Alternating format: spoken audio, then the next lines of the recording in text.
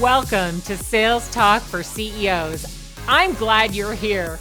I'll be interviewing CEOs who have successfully scaled their B2B sales organization.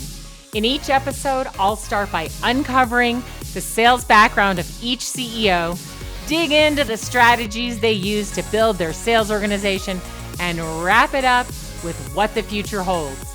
We'll cover the good, the bad, and the ugly of scaling a sales organization.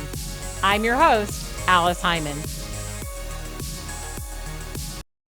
Excited to be here today with Leeatt Rothschild from Pact with Purpose. I found her because one of her team members was smart enough to get a hold of me and say, hey, I read an article you wrote about gifting, and I was wondering if you might mention us in that article. And I thought, well, I get a lot of requests like this. Who is this person? Immediately went to the website, looked it up, and went, wow, this is awesome. So excited about what you do and your mission, Leeatt. Welcome to the show. Thank you for having me, Alice. It's so great to be here. Well, tell us just a little bit about what Pact with Purpose does and why it's so special. Sure. So Pact with Purpose is a corporate gifting company with a social mission. So we work with our clients from nonprofits to, Fortune 100 companies, helping them send exceptional gifts that also give back, whether it's to their employees, to their clients, to board members, and all the products in our gifts create a social impact, and we tell the story of that impact in our gift boxes. So I think this is the most important piece, the give back piece. There are so many amazing companies out there that do gifting. And in fact, I was telling you just before we started recording about Torrance from Teak and Twine, who also has a gifting company. And I know you two are just going to have lots of fun together. But there's Alice and Sendoso and Postal, and I don't know, there's a whole bunch of them. And they're all wonderful. I love them all. But the big difference is that you are literally out there sourcing goods from small mom and pop companies, from companies of great diversity, companies that most of us have probably never heard of. That's right. I mean, are you looking for a job, Alice? You got a great summary right there. So that's exactly right. We discover incredible impact partners. That's the affectionate term we call our product suppliers.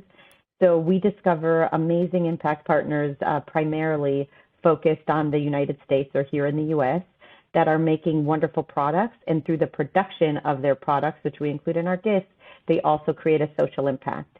And that impact can vary from providing job opportunities to individuals from underserved communities, or to creating an environmental impact by having a mission to reforest the globe. So the impact is very diverse, as our impact partners are, and really that's what makes our gift stand out, and that's what makes both the recipient excited to get a Pact with Purpose gift, but also the sender to know that they've put their gifting budget to good use. And I remember when I got my first gift from all of you, I just had so much fun opening it up. And there were so many delicious food items in there from companies I had never heard of. My husband was really excited. Of course, they were delicious, but also nutritious.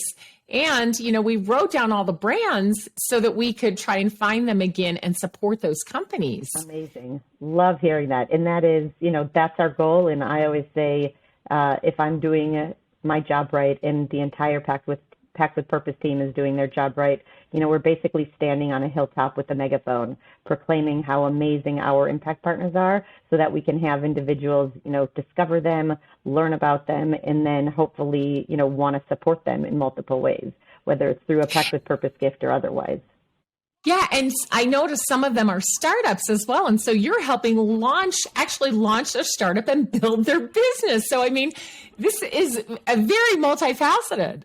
That's right. And obviously, companies that are in their nascent years compared to companies that, have grown tremendously and already are in, retail stores across the country, you're at various stages of your business and there's new complexities you're dealing with. And part of our goal is to partner really, truly with our impact partners, helping them grow and scale their businesses so that they can do more good. Wow, I love that. So you've been doing this for a number of years. How long have you been doing this now? Good question. We are almost, we're close to coming up on 5 years. So we've got a 5-year anniversary over the next few months to put together.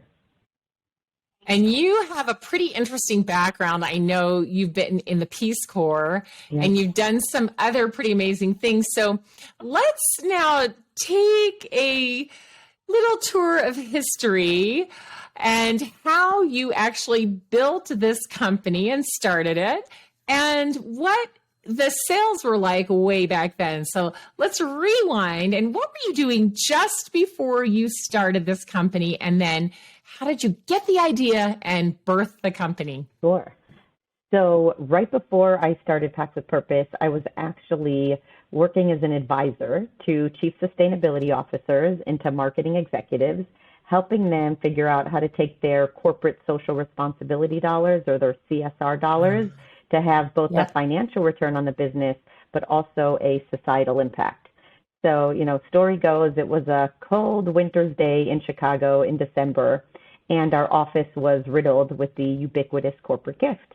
And it just dawned on me that here I was working with, chief sustainability officers and marketing executives, helping them take their CSR dollars, oftentimes multi-million-dollar budgets to do good, and the corporate gift that vendors were sending to clients or companies were giving to employees was devoid of any kind of social impact.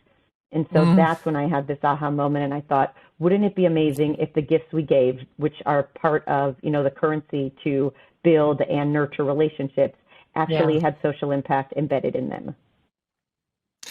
Yeah, right. It would be a beautiful reflection of what you were trying to do. And we call it walking our talk, right? Absolutely. We're talking about sustainability, and yet we're sending things out that are not so sustainable and don't really represent our brand well. Exactly. Right. And if you think of gifts that you give, oftentimes, before Pact with Purpose, it wasn't even an option, right? The opportunity to send a gift that also did good wasn't available. And so if it was an effortless opportunity to embed your values and your desire to have a sustainable impact and an impact on society into the practice you already were doing, right? Gift giving, then, I believe that it would be an easy yes, and that companies would be excited to have that available to them. Okay, so that moment, it dawned on you. What happened next? Because you're working for someone else, right? Yes. Okay, so what happened next? So I started thinking about it and couldn't stop thinking about it, right? Like that's usually what entrepreneurs say. Like I had this idea in my mind, and then I became obsessed with that idea, and I couldn't put it to sleep. So, for me, what it looked like was it was my daughter's first birthday on Pi Day, so March 14th. So I had this idea in December, and I basically said, all right, for my daughter's first birthday party, let me take this idea of a goodie bag and sort of flip it on its head. And let me create a Pact with Purpose gift as the gift to all of the participants, all the individuals that came to my daughter's birthday, who are individuals, that might be decision makers or might influence the decision of gifting budgets at companies. And let me give them a Pact with Purpose gift, a low fidelity prototype, and hear their feedback and see what they would think of it. So that's exactly what I did. It was not a wonderful first version, but it suited the bill for what I needed to get the idea across. And then I basically did very low budget market research. It might have been a skewed sample, but it still worked out to hear people's feedback. And then I basically took that idea and then ran for it. So you had to source these very first items that you used as your test, right? Yep. And you're in the Chicago area, so I'm sure there were lots of local businesses, but talk about how you did that. How did you decide what to put in the packages and how did you source it? Yeah, so that's a great question. So the initial idea, truly came up because I was exposed to an amazing social enterprise outside of Detroit called the Detroit Food Academy. while I was working with lots of corporations as clients, I had colleagues that were working with foundations or non-for-profits. So they were working with Detroit Food Academy. I tried these amazing granola bites that they had made, and I was like, this is fantastic. Not only is the product delicious, but the story behind the impact and what this incredible social enterprise is doing is even more remarkable. And so I was exposed to a number of these types of social enterprises. And, you know, like anyone, any founder entrepreneur, you're a salesperson at first. You're selling your vision to get your employees to join. Yes. You might be selling investors for money. You're selling suppliers to say, take a chance on me. So that's exactly what I did. I was the first salesperson truly at Pact with Purpose. And so I reached out to all of these possible suppliers. Before then, you know, we didn't even use the term impact partner. And I called them and said, here's this thing that I'm starting and would love to know if I could, you know, buy a few hundred of X product or Y product to include. And usually for them, it's hard to say no to sales. So that's the benefit. You know, I wasn't asking for something for free. I was saying, I want to buy your product. Yes. Yeah. Yes. So what were in those very first packages you put together? Tell us about what some of the items were. And then I want to also hear like what people said when they opened the boxes. Yes, absolutely. So some of the items, so I had those granola bites that I was referring to from a organization in Detroit. I also had a lip balm made by a really great social enterprise actually here in Chicago called Ruckus Entrepreneurs. Basically an after-school program for Chicago youth to learn all of these 21st century skills. And they make their own lip balms and other body products. And then we also had honey from an incredible workforce development program from North Lawndale, a western neighborhood, a southwest neighborhood in Chicago. And, you know, people, it was great feedback. Oh, it's really wonderful to learn about these organizations, but you only gave me one line. I would like to hear more about them. It would be great to see a little bit more about their story in the actual gift box, or to take me to a place that I could learn more about them, knowing that you might not print, you know, a saga on an insert. Right.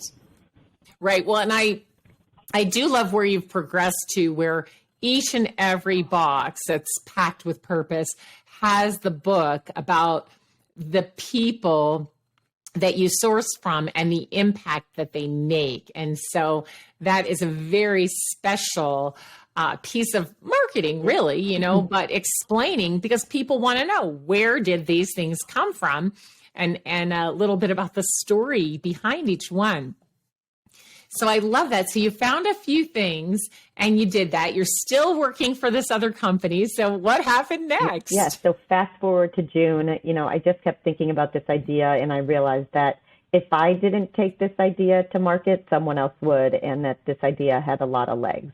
And so at that point, I quit my full-time job. I also happened to be 7 months pregnant with twins. So I knew that I was going to, you know, my goal was to not do this out of my home office or out of my basement. So I started professionalizing or putting forth the operational infrastructure needed. So I found a 3PL, a third-party logistics provider, a fulfillment center that could really work with me, because I was not about to package the gifts 7 months pregnant with twins in my home. And that's how we started. Oh my gosh. So did you have funding, or was your husband like, oh, go ahead, you know? So I did not have outside funds, have still not raised any outside funds. I've been bootstrapping the company. The good thing about building this business was that, you know, it didn't necessarily require a tremendous amount of tech infrastructure in the beginning. There's a lot of off-the-shelf solutions, and it's a product that if you sell it, it brings in revenue. So pretty quickly, I was able to use the revenue that was brought in to invest in the company's growth, whether it was marketing or sales. Oh my gosh, that's great. And not all businesses have that luxury. And, you know, of course, getting someone else to pack things, you got to pay people. Yep. And of course, you have to procure things, and then you have some time to pay for them. But as in every business, when you're first starting, cash flow issues, etc., right? That you have to get set up and used to. Yeah. But it sounds like you already had people who were interested in one of the boxes, so they were paying pretty much almost simultaneously with you procuring, right? You didn't have to keep a lot of inventory. Correct. And actually, the first thing I did was I really wanted to give myself a timeline to launch. So I created an Indiegogo campaign. And so, I wouldn't say this was like the most wildly successful Indiegogo campaign, but it was really what I needed to to get the flywheel going in terms of, how would I talk about Pact with Purpose? What is some of the operational infrastructure that's needed? How do I think about, who my product suppliers are, my impact partners are? How can I work with them to get the products in on time, to make sure that we package the gifts? What do shipments look like? So it was a great opportunity to say, let me put a stake in the ground, get all of the pieces that are necessary, right, in terms of like a website or a landing page or a CRM system. Yeah. So all of those micro steps, but obviously from there just grow as your business grows. Yeah, I like those campaigns on Indiegogo or any of those platforms because they do give you that all of what you said, the time to do those things and the push to do them. But also they're great marketing because even though people may not donate to your campaign, they absolutely learn about it and they keep it in the back of their mind. I know myself, I have donated to some of those types of campaigns, the crowdfunding, but also just watch them to see how they grow and then eventually purchase from them. So I think that's a really great way to go. All right. So you're number one employee. You're doing everything. You set up the operations and you've got twins. Yep. Now you're doing all of this. And now you decide, okay, in order for this to grow, I'm going to have to hire some more people. And was one of those people you were thinking of hiring sales, or did you hire others and continue doing the sales yourself? Yeah, good question. So my first hire was someone to help with operations, and that was actually on a part-time basis. But, as soon as you've got your operations set and you know that you're going to be able to fulfill the gifts on time to the right people with the right gift message, then you're really looking to grow. So my first, full-time hire was someone in sales who could help me reach out to corporate clients or prospects and start selling Pact with Purpose, seeing if that might fit the bill for what their needs were. So how did you go about finding this person and training them? Because, as the founder and CEO, you're always wearing a lot of different hats. You're trying to get everything going at the same time. So how did that work? Yeah. So now I'm actually thinking. So I posted probably on maybe it was a few different platforms, let's call it ZipRecruiter, Indeed, but also on Idealist, because we do, social impact is embedded in our DNA. Nice. And so all of our current employees and, anyone who is interested in coming to work at Pact with Purpose, they should be mission aligned, first and foremost, aside from all of the hard capabilities and the skills that we hope that they bring to the table. And so, my first employee came in focusing on sales, and, we started from the ground up. Who are the types of companies that we think might want to use Pact with Purpose? What could those occasions be?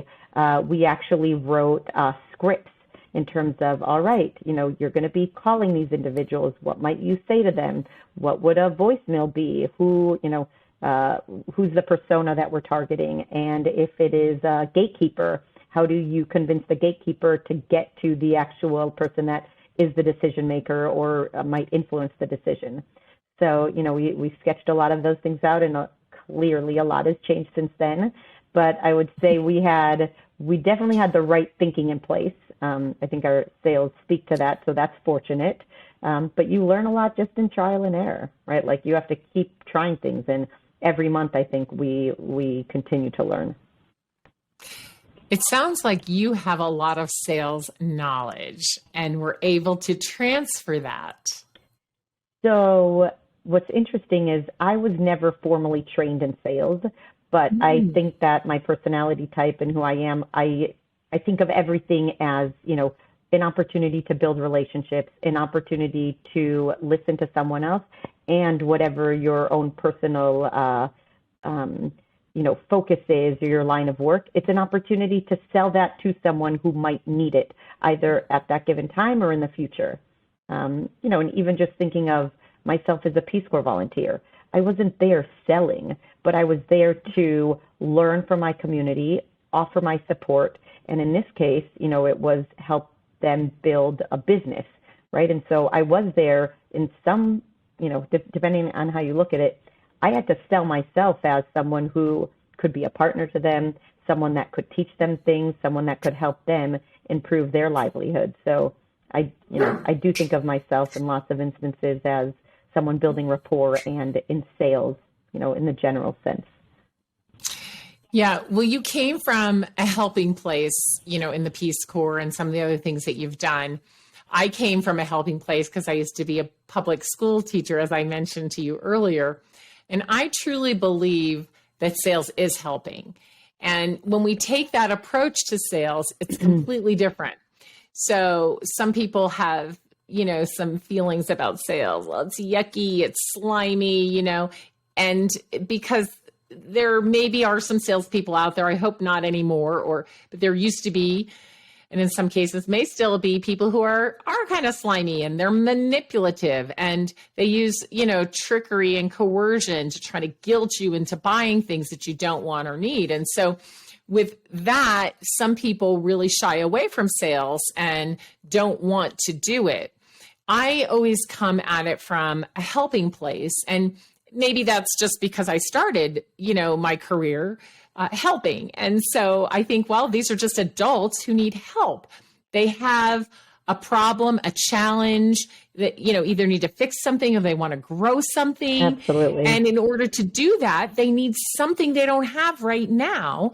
And if I have that and can bring them the insights they need and help them make a decision about what would be best for their company, they're most likely going to buy from me. And so I love that you have that naturally, as you mentioned, no formal training, but really that understanding that sales is helping.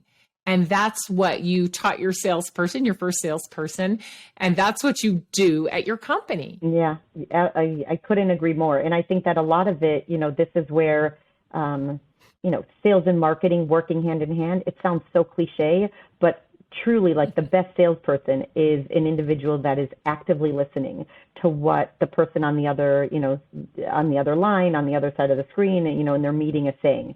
And if you have something to offer that could be of interest, it's listening to their pain points and obviously truthfully saying, like, oh, I have a solution that is going to help you.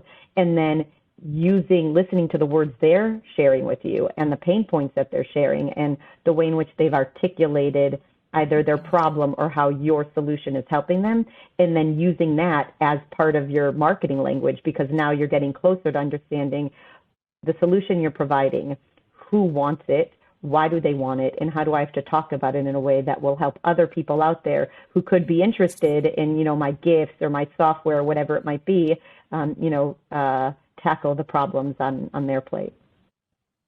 Yeah. So what were some of the learnings from hiring this first salesperson and getting that person ramped up to speed, right? And then, continuing to grow your sales organization? How much time do we have? I feel like there's so many, it's like going through a time travel right now, going back there. We've learned so much, even now, as our sales team has grown. That individual now manages a sales team appropriately. And so what are some of the things we learned? All right. Well, one of them is one-off sales doesn't make any sense. And you're not going to grow a company doing one-off sales, right? So one-off, to me, I'm both thinking in terms of a single individual doing sales is not going to be as effective as a sales force, right? Like as a group of individuals, yeah. One. Two, outreach cannot be, an episodic or a standalone thing. So you can't call someone, leave a message, and anticipate that you're going to have, we didn't even do it back then, but if someone is like, oh, I've got a notebook and I'm going to write who I need to follow up with, or I've got an Excel sheet, or hopefully you're using a CRM program to document who you've reached out to and follow up. But even that, you start to realize that if if the product or service you're offering is compelling, you know that there's an opportunity to reach a lot of people. And so you have to be masterful in your outreach. So, in the beginning, maybe it was a call, a email, or maybe it was a 2-email sequence, right? But now it's being much more methodical with, the number of touch points, right? So we've got sequences, sequenced emails or points of outreach that might have 6 touch points.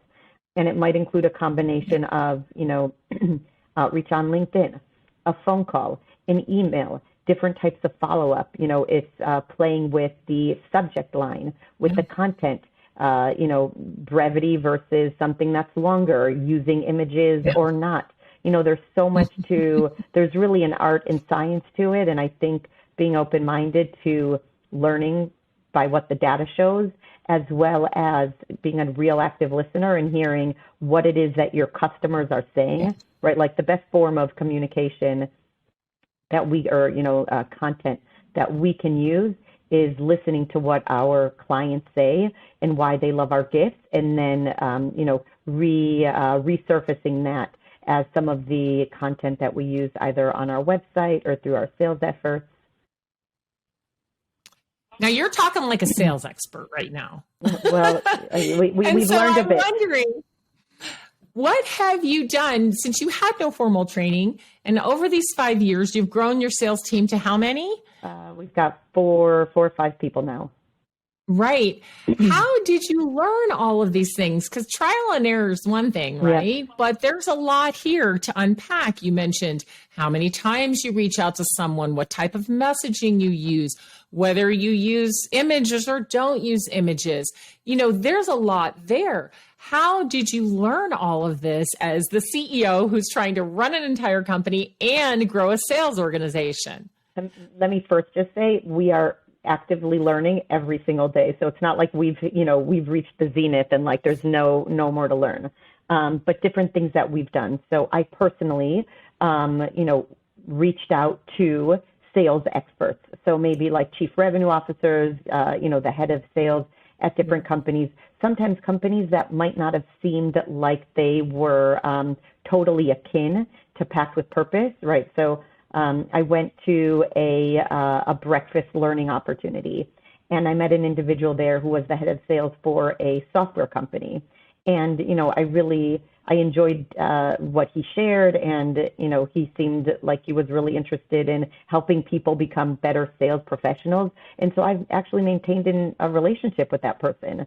We went out to lunch a few times, and I basically said, I'm starting to grow my company. I've got a bunch of questions. I don't know how to do this. Where would you start? What would you prioritize? What are sources that you would share with me so that, I can learn about this and guide, the individual who's now overseeing or, managing sales, but also for them to use day to day in terms of creating the right tactics, thinking about the different channels for sales. So, one is, put yourself out there to learn. If you are the founder CEO, then make sure that you're using certain resources, and then make sure that you're sharing some of those resources with others. Some of them might be networking opportunities where you can learn from other people in sales.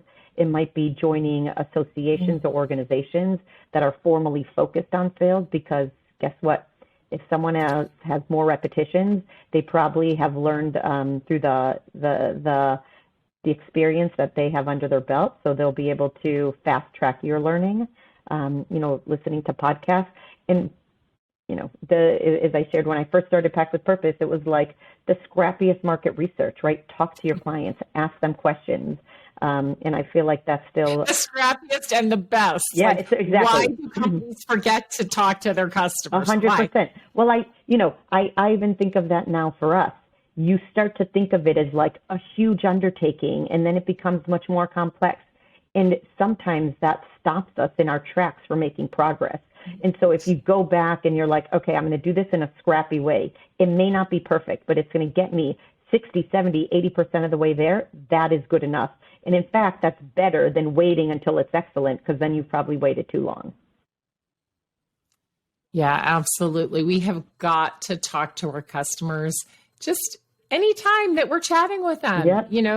Remember to ask a few questions. I think it's just so wise, but we get so far away from it. And the buyers have changed so much in terms of the way that they're shopping, right? Absolutely. Even in the B2B sale, we have to remember that and ask questions around that. Well, how did you find us and what did you do first? And, just ask them questions about their journey to how they found us and then why they chose us. And of course, you can get third party, companies.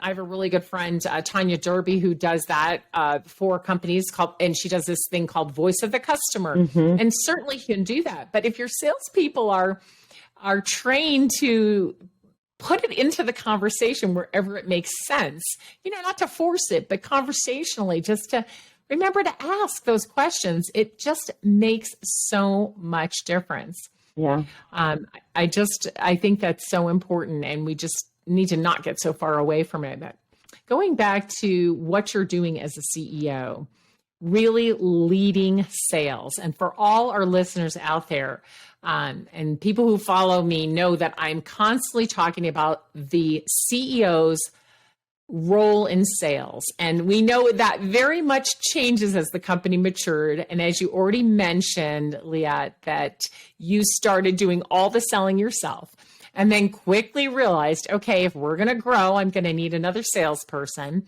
And you hired that person, and that person started to show leadership potential and grew and hired the rest of the salespeople and managed them.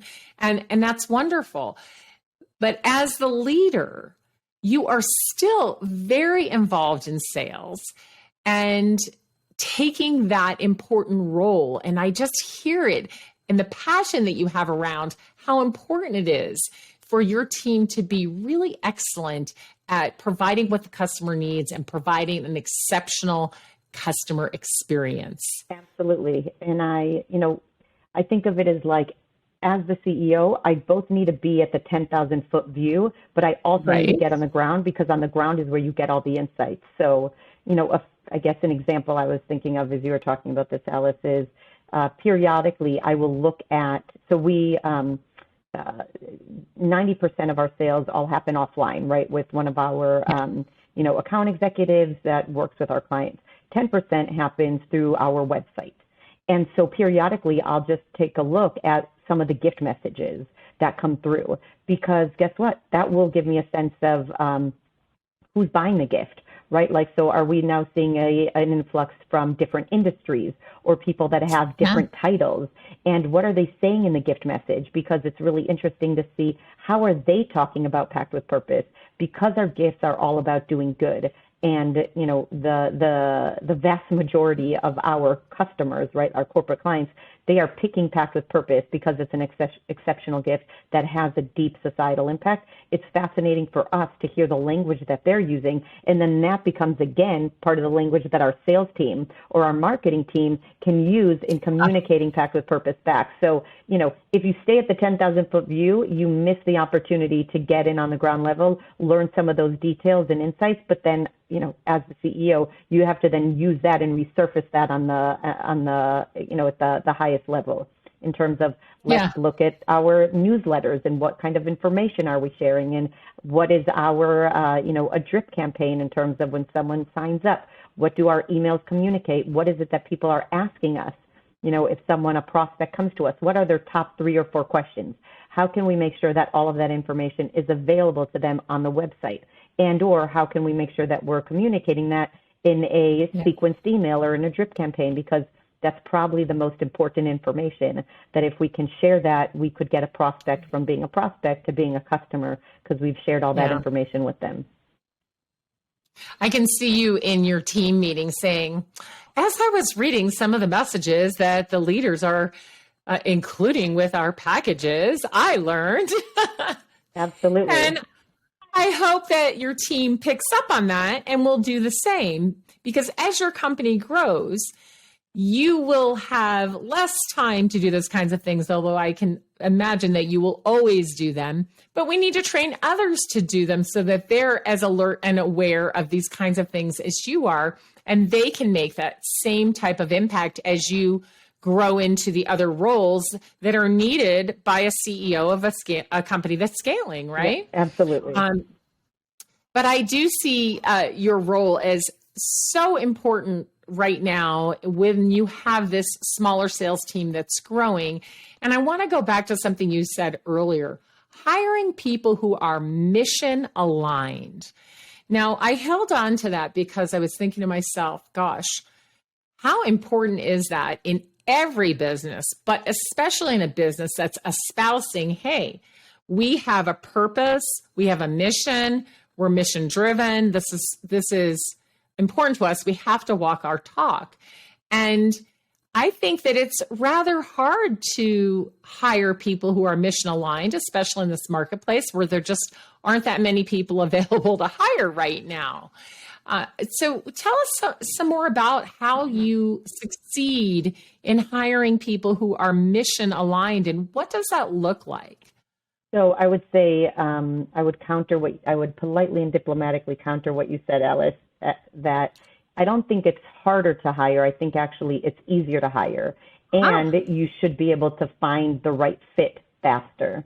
Because for us, right, like just like you think about this in sales, right? We're talking about sales, so it's the same thing. Whether you're selling a product to a client or here, you're potentially selling your company to prospective employees, right? Yes. It's not just selling your company to a prospective employee. It's really about finding a mutual match. So for us, just like when we're looking to bring on our impact partners who provide the products and our gifts, there's a number of different things that we look for in terms of the candidates that want to join Pact with Purpose. The very first thing is, why do you want to work at Pact with Purpose? And if they give some boilerplate response and there's nothing that's focused on social impact, I know they have not got, A, they're not that interested. B, they haven't even gone through the effort to learn who we are. And so they're not a right fit versus our employees now, right? Like they know who we are. They want to work for a company where purpose and social impact and giving back to the community is part of their role. They gain greater satisfaction from that. It makes Pact with Purpose a stickier place to work. So I would actually say, I don't think it makes it harder. I think it makes it easier, and you weed out the noise much faster.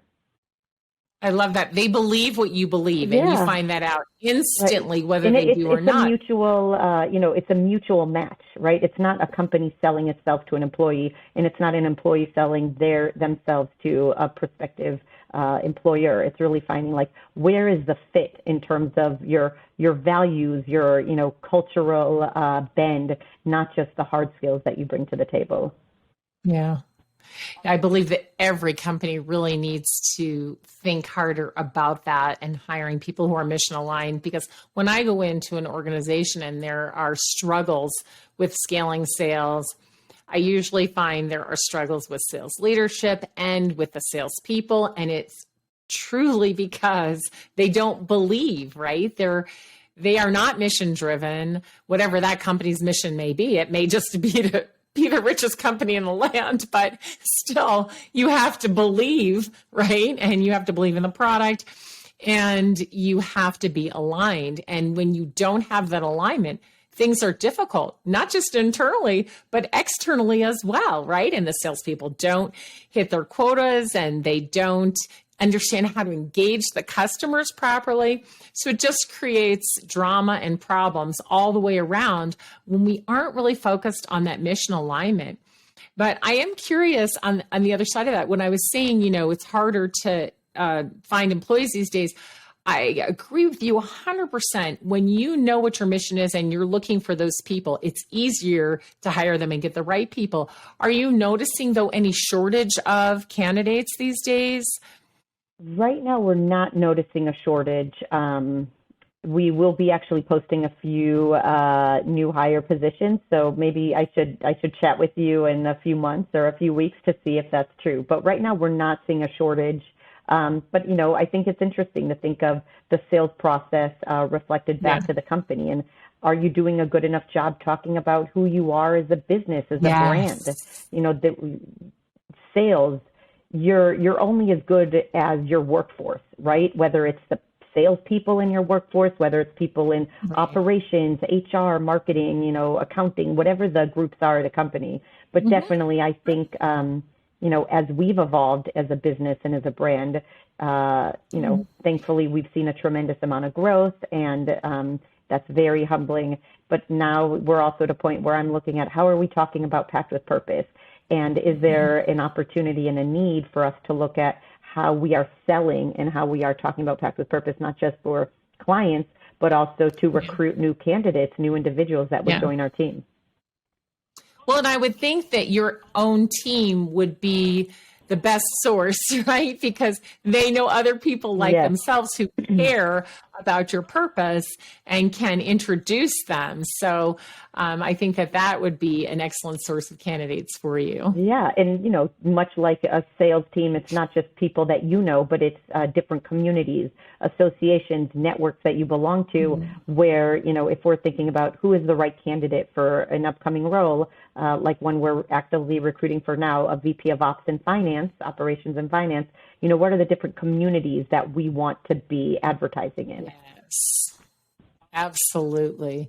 Well, I think that everything you're doing is making it easier for your customers to buy from you. And something that I always say is, what are you doing today to make it easier to be your customer and harder to be your competitor? Because certainly you have lots of competitors out there, but none of them are truly doing this in the same way that you're doing it, in the same mission-driven way, right? But it sounds like so much of what you're doing is making it easy for customers to buy from you. That's right. And, I say if we don't send great gifts to the right recipient with the right gift message and the right products, we can't even focus on our impact. So we have to first be exceptional at corporate gifts. Then we get the luxury and the opportunity and responsibility to focus on our mission, right? Which obviously goes hand in hand in terms of the products that go in our gifts. But, it's truly, for us right now, it's an amazing opportunity to think about how do we continue to grow and scale Pact with Purpose, and what are all of the touch points where a prospect or a client is learning about us.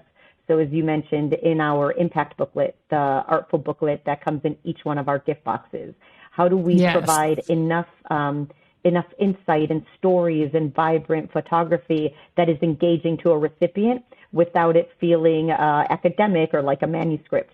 How do we share that information online? Because someone who gets a gift is like, this is amazing. I want to send this to my boss.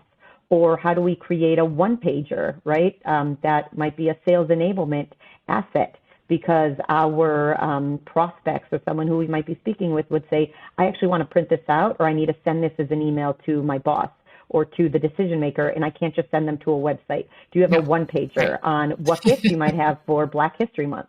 Or what do you have for International Women's Day?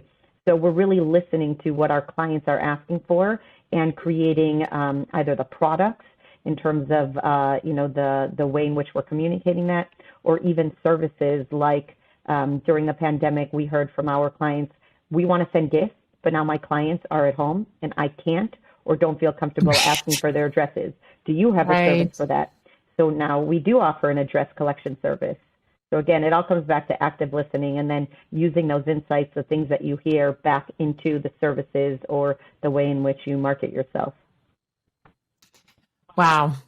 It's a lot to think about, a lot to do. And as a CEO wearing so many hats, but I feel you really have a great global view of what's happening internally and externally in your world, and it's driving your success. So as we wrap up here, looking forward, what is next and what additions are you going to add to make it easier to be your customer and harder to be your competition and help your sales organization grow? Yeah, well, one, we're doubling down on purpose because that is who we are. So bringing on wonderful impact partners that not only are focused on doing good, but have products that our clients want. So it's both us being active in terms of discovering those impact partners, but also listening to our clients. Also creating more opportunity to add branded products. So some of our clients want to send onboarding gifts. They have new employees that are never meeting their colleagues in an office. There's never an opportunity to sort of develop that camaraderie. So you might want to send a branded mug with your hot cocoa, with your marshmallow, with a cookie to welcome someone, and include a brochure about your company, or a note from the team lead or the CEO. So really adding in those enhancements that our clients are looking for, and at the end of the day, making gift giving seamless and easy. Because one of the things that I say, and our team knows, this is just one of the things on someone's to-do list.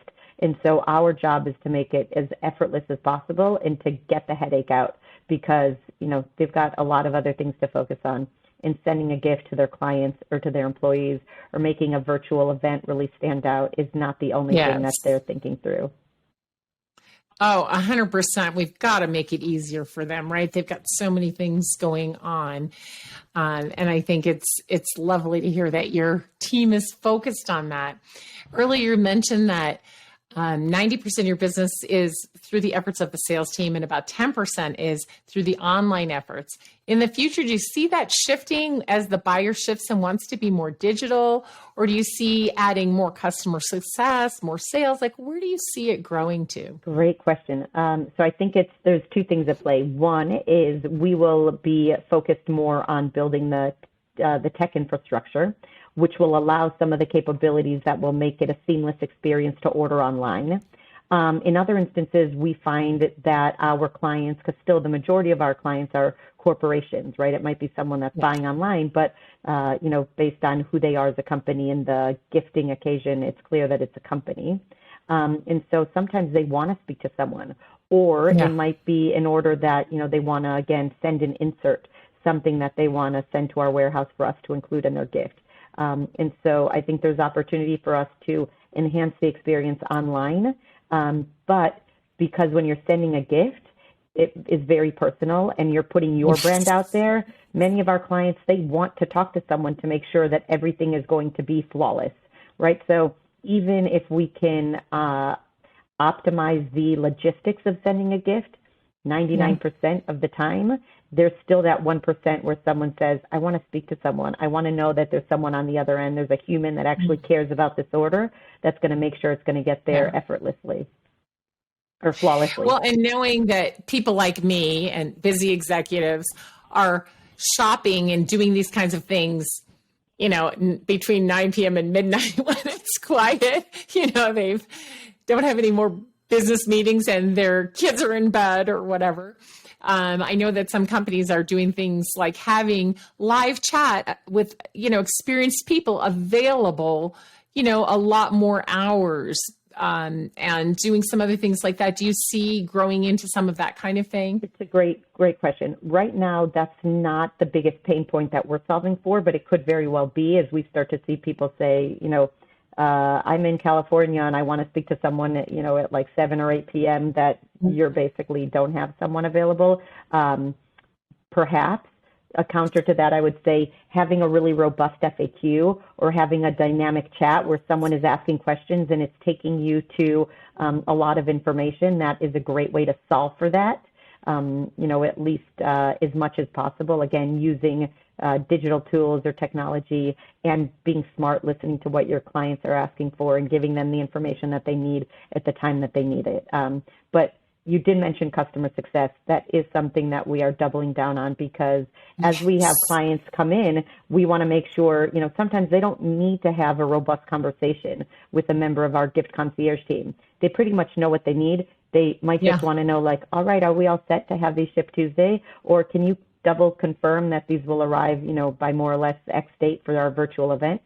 So we are growing our customer success team because, it takes a different set of skills to work with those clients, and it's a different aspect of our sales team. And as we grow as a business, the complexity or the nuances of our sales team grows as well. Wow. Well, I'd love to hear just your kind of last word of advice for people who want to give gifts with purpose. Go to pactwithpurpose.gifts. It is a wonderful opportunity to learn how you can actually embed doing good into your gifts, and find me on LinkedIn. I'm sure you'll be including a link, and for anyone who is interested in getting a sample, there's no better way to learn about who Pact with Purpose is and how our gifts embed good and how our gifts actually create a unique experience. So for anyone who's listening to this podcast that is interested in learning more, have them reach out to me on LinkedIn, and I'd be happy to send them a sample, see if it might be a solution for their company. Wonderful. And I know I was so excited to get my sample, as I mentioned earlier, because it was so much fun and so many interesting things. You have so much momentum, so much success. It's really exciting. I'm glad I found your company. I'm glad that person, I can't remember who it was, reached out to me. I never would have known. And I'm so thrilled that we got to know each other and that I now know about Pact with Purpose. And I just can't wait to continue watching you grow. I'm always here if you need me, so please don't hesitate. And thank you so much for sharing your story on Sales Talk for CEOs. Yeah. Thank you, Alice, for having me. Well, have a great day. Bye-bye. Thanks for tuning in to Sales Talk for CEOs. You can find me at alicehyman.com. Be sure and connect with me on LinkedIn and let me know that you heard the show. If you found value in today's episode, please subscribe, write a review, and share the show with another CEO.